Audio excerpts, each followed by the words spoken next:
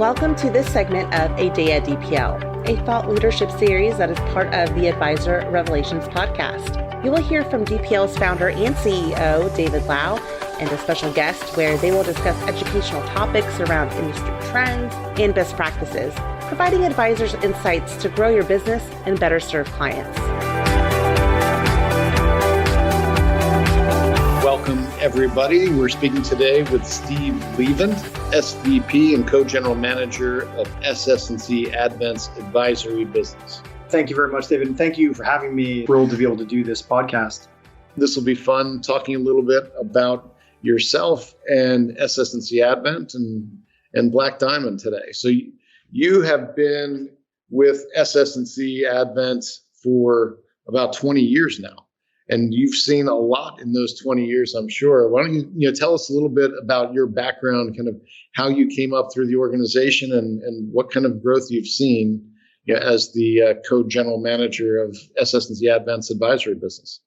Yeah, so it's funny. I like to tell people that I got to SS&C through a couple of arranged marriages. So I actually was acquired by Advent in 2002. I was working for a business that I had been at since 2000, which is, where that 20-year history came from. The entire time that I've been here, I've really been focused on the side of our business that caters to advisors and wealth managers. What then happened in 2011, we acquired Black Diamond. And so the second part of that arranged marriage is I then moved my family from New York to Jacksonville, Florida, and joined the Black Diamond team, which is really the tip of the spear of our wealth management and advisory capabilities here at SS&C these days. That's sort of my background. And Black Diamond today it's about 1,700 firms that we serve. Vast majority are independent advisors. We still have somewhere in the neighborhood of about 15 firms utilizing different Advent products, things like Axis and APX, that are primarily in the business of wealth management and advisory. And so my responsibility here is overseeing those relationships,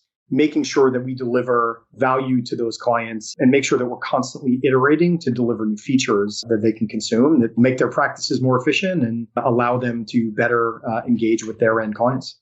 That's great. Where did you kind of come up as a technologist or business development? What area of the business did you start in? Yeah, kind of neither. Operations actually is where I came up. My first job was reconciling, custody information against some of our internal books and records that we use for reporting. I sort of split that difference. I don't really have a super technical background beyond what I've learned in the last 20 years. And everybody in this industry is certainly in business development. So. Yeah. But I never had a direct job in the sales world either. So I've always sort of split the difference, if that makes sense. Yeah, it's always valuable to have all kinds of experience so that even if you never want to do that kind of job ever again, that you can actually appreciate what it takes to get it done. The downside of operations is I know a little bit too much to be, to be dangerous. And so, I will often catch myself talking about, reconciliation or accruals or things that I probably should, let the experts speak to these days. Right. And I think we've seen, in those 20 years, and I mean, you've experienced it firsthand. I've seen it. I've been in the RIA space about 16 years myself. I think you've seen a little bit of kind of a cyclical experience in terms of technology. Like it used to be back in the day, everybody had kind of an all-in-one solution. Maybe they got it from their custodian, as the RA world was early, and then they kind of went to some point solutions. And then it was, wow, that's really inefficient because those systems don't talk to each other. And now we're coming back to, it's like more, at least seamless and going back to more all-in-one. And maybe you can just talk a little bit about what you've seen there. Yeah, and you're absolutely right. It was a kind of an all-in-one solution followed by a suite solution. I think that the big difference these days is I think advisors should expect that, the systems they choose speak to each other much more efficiently than they ever did. Now with software as a service, everything's in the cloud, APIs, which, if you're not technical, is a application programming interface. Basically these systems are designed to speak together, even though, they may not natively be in the same data center or even, built by the same company. And so really, I mean, that is one of the great things that, advisors have the ability to do today is really have these solutions talk to each other. And I think the other thing that happened, though, is that the number of solutions and providers that are available in the space are probably up 100-fold from what they were just 10 or 15 years ago. I mean, you go to a conference today, an advisor like a Schwab Impact or, one of the big custody events, and the number of vendors and partners that are there in these, technology areas is vast. It's amazing to see all the tools that advisors have available to really, optimize their practice. And it's become more and more important, and particularly in this year, as we've experienced a really unique year. And I know, you were talking earlier about some, very timely features you guys happened to launch, but you've been in a unique position in that you're supporting so many businesses, through this, COVID and the pandemic and all the disruption. But you've got your own business to run, right? So you probably had your own challenges while having to support literally 1,700 other businesses that are dependent on you to meet their challenges. Tell us a little bit about what this year has been like. Yeah, it's been an interesting year, no doubt. The good news is we are a technology company. As a result, we were already utilizing a number of tools that were available to us. And so maybe we're a little bit further ahead on the curve of, being able to transition to this fully remote state, than some of our clients were. We were already utilizing things like Zoom and Teams and Slack and, some of the mobile access capabilities. I think that the most amazing part to me, though, has been no business in the history of the world, as I'm aware of, has a business continuity plan that entails 100% of their team working remotely for, maybe a year, right? It's sort of unheard of. You build out these plans and they're all related to disasters or sort of, short duration events. In many ways, our transition to working from home went more seamlessly than I even expected, right? We had an army of IT and infrastructure folks that were making sure that our systems were optimized to be able to handle the traffic and bandwidth coming back into our networks when everyone's sitting at home. And they did an incredible job, really the first couple of weeks and leading up to, what we thought might be a large scale work from home event. So the good news there is that we were in great shape to be able to support our clients when they then went through the same exercise, maybe the same week or a couple of weeks later. And so it's been interesting to run a business in this fully remote world where, we've done hiring, we've done onboarding, we've done promotions and job changes, and all of those are happening totally remotely and virtual at this point. I'm happy that we're able to do that and in some ways, share some of those learnings with our clients that are obviously going through a very similar thing at this point. Yeah, it's been a crazy year. We've had much of the same experience. We've got people we've hired that have never met their manager face to face, other than through video call or something like that. It would be unheard of just a year ago. And so technology is increasingly important. And one of the things I wanted to get your perspective on is the advisory world. For a long time, advisors, many of them considered themselves relationship managers. It's a lot about the face-to-face and the relationships. And with more and more technology, like you were just talking about, coming into play, you always read these studies about like how much more efficient firms are that really adopt technology, and firms that do technology well grow faster and things like that. Why don't you provide a little bit of perspective from your point of view on what you see advisors using, what helps them in their practice, and how do you guys support that? Walmart, who everyone thinks of as a retailer, obviously, at the end of the day, they're really in the technology business, right? It's, everything they do is to optimize and, make sure that product is available on the shelf or on the virtual shelf for their clients. And it's all enabled, facilitated through technology. I think the saying is like, every business these days is a technology business, whether you build it or buy it. The business that we're in today is, how can an advisor leverage their knowledge and sort of love of the client relationship and helping end investors, but be able to do it more effectively, more efficiently, and potentially serve a larger audience? Technology is the solution there, right? And I'll use one example. Rebalancing what used to be an exercise of sort of manually picking up a household or a client and taking a look at their current allocation and how far that's drifted away from their model allocation, which is ultimately dictated by sort of a risk profiling or an IPS. Well, now all of those capabilities are automated. And so, today, an advisor, what they should expect is they should expect to come into the office and or the virtual office, and they should be able to open up their technology, Black Diamond in this case, and Black Diamond or whatever tool they're using, they should expect that they surface, the opportunities and actions that really need to be taken. An advisor that might have had to go and, let's say every quarter, take a look sort of manually at their client and see, whether or not they've drifted out of the tolerance band. Well, now all that information is being pushed to you. It should be an incredible time save to really only work on those exceptions that need to be addressed and really ignore everything else that continues to be intolerance. And I think that's one example of ways that technology can, free up an incredible amount of time. And even if it's not an incredible amount of time, let's say you're an advisor that, has a back office that really focuses on trading and rebalancing. Well, if nothing else, now you need less people in the back office and either can shift those resources to focus on client relationships or you become a more efficient practice. And so that's one example of how advisors can leverage technology to sort of really scale their relationship management practice.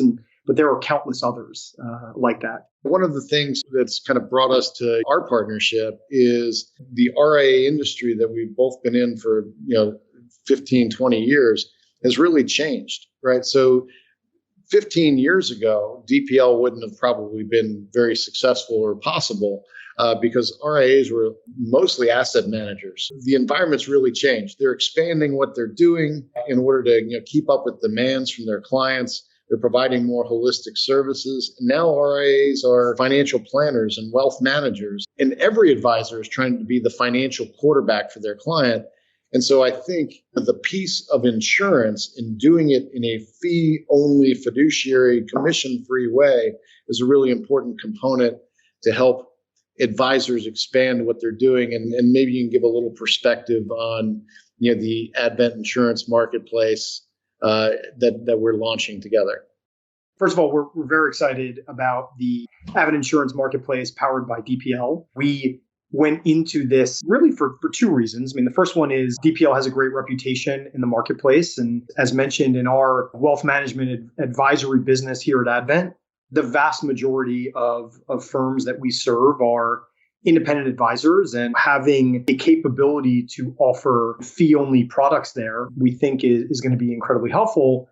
But it's incredibly helpful because of the other thing we're seeing in the market, which is advisors are coming back around to insurance products. And it's interesting that you made that analogy to, an RIA 15 years ago was an asset manager. I think you're spot on, right? And if you really go through the life cycle, if you went independent in, 1995, right, you probably left a wirehouse or broker dealer where there, you were managing money, but you were also encouraged to push product, if you will. And I think a lot of advisors, when they went independent, they shed their licenses because they wanted to act as the fiduciary and they didn't want to do anything that was not in the best interest of their clients. And so, now you fast forward 15 years, and what's happening is that many of their clients are approaching retirement. To your point, the business has changed. The real value in what an independent advisor does these days is not really in the asset management component. It's in the planning and allocation, if you will. And now what's happening is that as you have, clients retiring or in their early years of retirement, well, a portion of that allocation, an insurance product may make sense for them to generate some income, or for long-term healthcare or for disability, are really coming back around to the value of insurance products as part of the portfolio, but having them delivered in a non-commission fee-only way is the way of the future. And so, we really do see that happening, and we feel as if we want to be in a position to provide value to our clients. I'll just run through a personal experience. I have an advisor. I don't quite need an annuity yet to generate a guaranteed income, but I certainly do need life insurance. And I recently went through my periodic financial plan checkup, and my advisor relayed to me that hey, you really need to increase your life insurance. And so I said, great. Well, who should I work with? Can you help me with that? And his response was like, no, just go and get an insurance broker and go and get life insurance. And I think there was a gap in that personally as a consumer of his services, but I also think he's missing a big opportunity. And frankly, part of his fiduciary role, he should be making sure that I actually execute on that advice and complete it. And so I think we have the ability to, avoid situations like I went through where an advisor that runs into a client that has an insurance need has the ability to really complete that entire cycle and make sure that the client gets the capabilities and product they need. The advisor then has the ability to make sure that that was done. And so as they're going through their financial planning and their estate planning, they can check the box that, the long-term care insurance or the life insurance has been purchased. And that's something that we feel is changing, and we feel that advisors will get real value out of this partnership. Yeah, of course, I agree with you completely. And what we've seen in the 2.5 years we've really been out in market and we've signed up 1,000 firms is, some firms look at it proactively, in that they want to be providing more holistic solutions. And some of them look at it more defensively, where, your advisor was comfortable with you going to find your own insurance. Insurance providers are more and more competitive with RIAs these days. And the New York Life agent is now a CFP. Mm-hmm. Who's looking to manage the whole relationship. So, we get it from kind of both directions. But at the end of the day, I think it comes down to it's a better way and a more holistic, complete way to serve your client.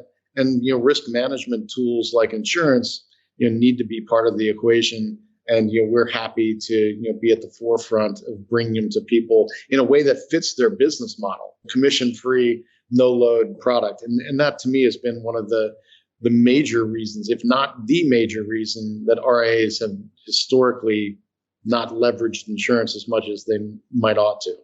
I think you are spot on. Appreciate that. One of the things you were mentioning there is breakaways. So you were talking about people back in the day when they may have left a wirehouse or a broker dealer. That's still a big trend, right? Of people leaving. And there's so many like firms like yourself who can really help somebody do it. Before, it used to be a little uncertain. There weren't a lot of people breaking away doing it. You had to be a real entrepreneur. Now there's a pretty clear path. There's lots of firms who can help you with every aspect of going independent. Talk about how you work with breakaway advisors these days. Sure. You're absolutely right. I mean, I said, back in the day, the reality is this has been a trend 20 years in the making. Yes. I think the numbers, if I'm not mistaken, are that, the independent advice business has grown by, I think it's like 8.9 or 9% on a compound rate for about the last 20 years. And so, this is going to be a trend that we think continues, and this is a great business and advisors want to be in a position to provide unbiased advice. And we think the model structure of the future is really the RIA.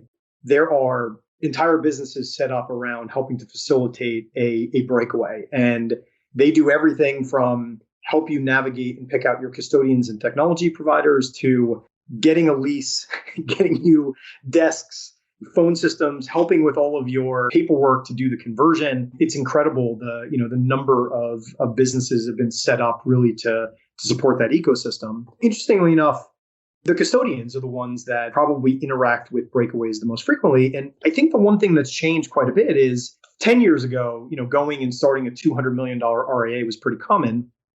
Today, if you have $200 million in assets under management and you'd like to break away, more often than not, the custodians are actually going to introduce you to potentially a business where you could tuck in, go independent, become part of their business. But what we're seeing is even though the number of breakaways continues to grow and the number of RAs continues to grow, there is definitely something to scale. And with scale, you obviously get expertise, you get access to technology at a much lower price point. That is an area that certainly has changed. Is that today the custodian or the recruiter that you're working with, if you're considering a breakaway, they're just as likely to introduce you to 4, 5, 10 different companies that might be a good cultural fit for you, in addition to helping support your full breakaway.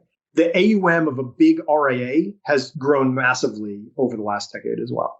Right? It used to be $500 million was a big RIA. Now it's $5 billion. It's fascinating to see the scale of these businesses and how quickly they've grown. Yeah, like it's a barbell effect. right? I mean, the market's going to either direction. You're going to have massive, huge players with tons of assets under management and others that are smaller shops that are really more relationship managers, and they're not actually managing assets. They're outsourcing that in many ways, and you're going to have very few people in between. I mean, not that we're getting there tomorrow, but I mean, that's the general direction. Who's your ideal client? It seems like you skew a little bit larger, but I'm sure you've got advisors across the spectrum.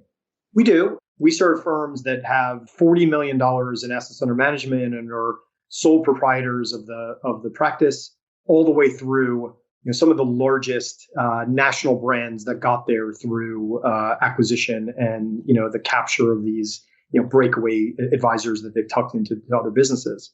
The ideal consumer skews to a larger independent advisor, but are really in the advice business. And what I mean by that is they're in the business of planning an allocation primarily, not necessarily in the business of running a rep as PM sort of bottoms up asset management approach for all of their clients. They may be doing that for a sleeve of the investments, but the majority of them, they're utilizing third-party managers and funds and ETFs and other capabilities there. I think we think about a firm that does have some separation of professional duties. So, there's an advisor that is going to be typically interacting with the end investors. There's going to be obviously some supporting teams around that advisor. There may be a separate trader that is responsible for leveraging the rebalancer and actually executing on and approving the trades. We sort of have this vision of that kind of firm in mind, and the reason behind that is that that we feel like when we're squarely shooting for sort of the middle, we should be able to capture business kind of on the full spectrum. That's great. Yeah, rep as PM. I haven't heard that term in a little while, but no, I totally get it. We look at, in general, our constituency, as we work within a firm, is generally the asset managers or the reps as PMs and the financial planners. Annuities, insurance fit into both of those things. The financial planners generally love what we do because it fits and enhances the financial plan. They're often getting better client outcomes and Monte Carlo scores by introducing annuities and risk management products. The portfolio managers, they're a little tougher because they're the ones who've been investors, their whole life, and they've solved problems through investment products, not through insurance products. Mm-hmm. We work with a lot of different firms. One of them is an asset manager who's talked to us about the fact is when you're an asset manager, you want to solve everything through investments. When you're an insurance person, you want to solve everything through insurance.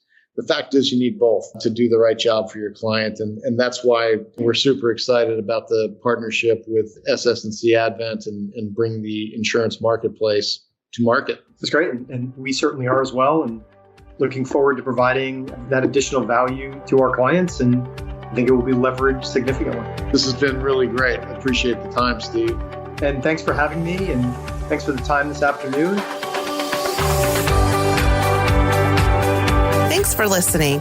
To hear more advisor revelations, go to dplfp.com and subscribe on your favorite podcast streaming app.